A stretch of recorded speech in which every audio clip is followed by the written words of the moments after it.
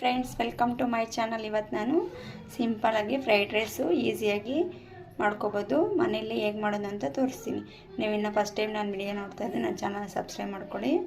ಹಾಗೆ ಪಕ್ಕದಲ್ಲೇ bell button press ಮಾಡಿ. ಬನ್ನಿ ಹೇಗೆ ಮಾಡೋದು ಅಂತ ತೋರಿಸ್ತೀನಿ. ನಾನಿಲ್ಲಿ ಬಾಸುಮತಿ ರೈಸ್ ಮತ್ತು ಸೋನಾ ಮಸೂರಿ ರೈಸ್ ತೊಗೊಂಡಿದ್ದೀನಿ. ಬೀನ್ಸು, ಕ್ಯಾರೆಟ್ ತೊಗೊಂಡಿದ್ದೀನಿ ಕಟ್ ಮಾಡಿರೋದು. 2 ಈರುಳ್ಳಿ ತೊಗೊಂಡಿದ್ದೀನಿ. ಕ್ಯಾಪ್ಸಿಕಮ್ಮು, ಬಟಾಣಿ, ಖಾರಕ್ಕೆ ಹಸಿಮೆಣಸಿನ್ಕಾಯಿ ತೊಗೊಂಡಿದ್ದೀನಿ ಮತ್ತು ಬೆಣ್ಣೆ ತೊಗೊಂಡಿದ್ದೀನಿ. ಇದು ವೈಟ್ ಪೆಪ್ಪರ್ ಪೌಡರು, ಇದು ಬ್ಲ್ಯಾಕ್ ಪೆಪ್ಪರ್ ಪೌಡರು. ರುಚಿಗೆ ತಕ್ಕಷ್ಟು ಉಪ್ಪು. ಮಾಡುವ ವಿಧಾನ ತೋರಿಸ್ತೀನಿ. ಒಂದು ಕಡಾಯಿಗೆ ಬಟರ್ ಹಾಕ್ಕೊಳ್ತಾ ಇದ್ದೀನಿ. ನಂತರ ಇದಕ್ಕೆ ಈರುಳ್ಳಿ ಸೇರಿಸ್ತಾ ಇದ್ದೀನಿ. ಈಗ ಚೆನ್ನಾಗಿ ಫ್ರೈ ಮಾಡ್ಕೋಬೇಕು. ಈರುಳ್ಳಿ ಜಾಸ್ತಿ ಫ್ರೈ ಮಾಡಬಾರ್ದು, ಫ್ರೈಡ್ ರೈಸ್ ಟೇಸ್ಟ್ ಇರಲ್ಲ. ನೀವು ಬೇಕಾದರೆ ಎಣ್ಣೆ ಬೇಕಾದರೂ ಆ್ಯಡ್ ಮಾಡ್ಕೋಬೋದು. ಬಟರ್ ಹಾಕೋದ್ರಿಂದನೇ ಟೇಸ್ಟು ಚೆನ್ನಾಗಿರುತ್ತೆ. ನಂತರ ಹಸಿಮೆಣಸಿನ್ಕಾಯಿ ಸೇರಿಸ್ತಾ ಇದ್ದೀನಿ. ಫ್ರೈ ಮಾಡ್ಕೋಬೇಕು. ಈಗ ಬಟಾಣಿ ಸೇರಿಸ್ತಾ ಇದ್ದೀನಿ, ಹಸಿ ಬಟಾಣಿ.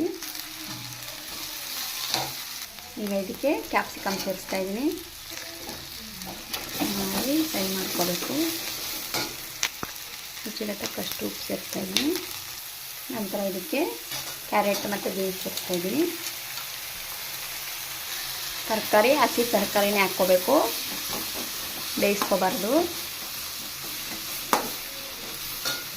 ಈಗ 2 ನಿಮಿಷ ಕ್ಲೋಸ್ ಮಾಡ್ಕೋಬೇಕು.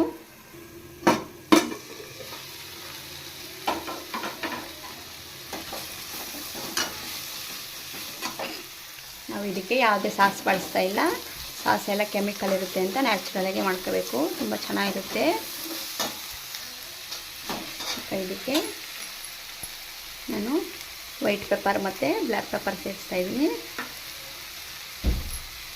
ಬೇಕಾದರೆ ಫ್ರೈಡ್ ರೈಸ್ ಪೌಡರ್ ಆ್ಯಡ್ ಮಾಡ್ಕೋಬೋದು. ನಾನು ಅದು ಕೆಮಿಕಲ್ ಪೌಡರ್ ಮಿಕ್ಸ್ ಆಗಿರುತ್ತೆ ಅಂತ ನಾನು ನ್ಯಾಚುರಲಾಗಿ ಮನೆಯಲ್ಲೇ ಪೆಪ್ಪರ್ ಪೌಡರ್ ಹಾಕೋದ್ರಿಂದಲೇ ಟೇಸ್ಟ್ ಬರುತ್ತೆ.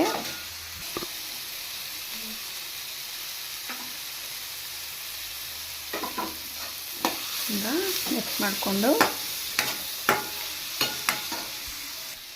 ಸ್ಟವ್ ಆಫ್ ಮಾಡಿಕೊಂಡು ರೈಸ್ ಹಾಕ್ಕೊಳ್ತಾ ಇದ್ದೀನಿ. ನಾನಿಲ್ಲಿ ಬಾಸುಮತಿ ರೈಸು ಮತ್ತು ಸೋನಾ ಮಸೂರಿ 2 ಮಿಕ್ಸ್ ಹಾಕಿದ್ದೀನಿ. ಮಿಕ್ಸ್ ಮಾಡ್ಕೋಬೇಕು. ಈಗ ಮತ್ತೆ ಇದ್ರ ಮೇಲೆ ಪೆಪ್ಪರ್ ಪೌಡರ್ ಉದುರಿಸ್ತಾ ಇದ್ದೀನಿ. ಮಿಕ್ಸ್ ಮಾಡಿಕೊಂಡು ಸರ್ವ್ ಮಾಡ್ಕೋಬೇಕು. ಈಗ ಪ್ಲೇಟ್ಗೆ ಸರ್ವ್ ಮಾಡ್ತಾ ಇದ್ದೀನಿ. ನೋಡಿದ್ರಲ್ಲ ಫ್ರೆಂಡ್ಸ್, ಎಷ್ಟು ನೋಡಿ ರೆಡಿಯಾಗಿದೆ, ಎಷ್ಟು ಕಲರ್ಫುಲ್ಲಾಗಿ ಕಾಣಿಸ್ತಾ ಇದೆ ಅಂತ.